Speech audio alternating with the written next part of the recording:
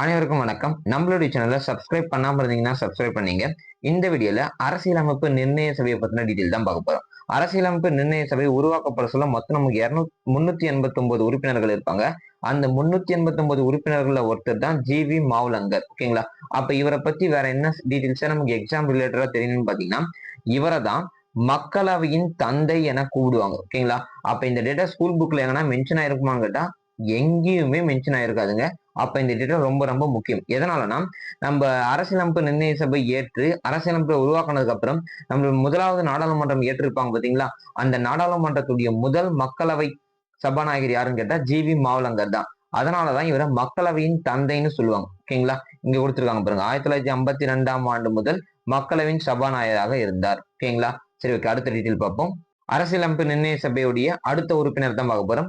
பட்டாபி சீதாராமையா.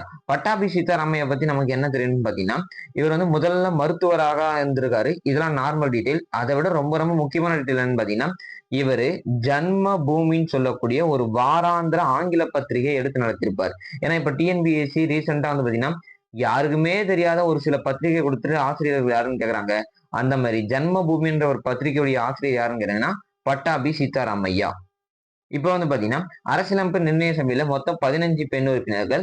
அந்த 15 பெண் உறுப்பினர்கள்ல ஒருத்தர் தான் இந்த துர்காபாய். ஓகேங்களா?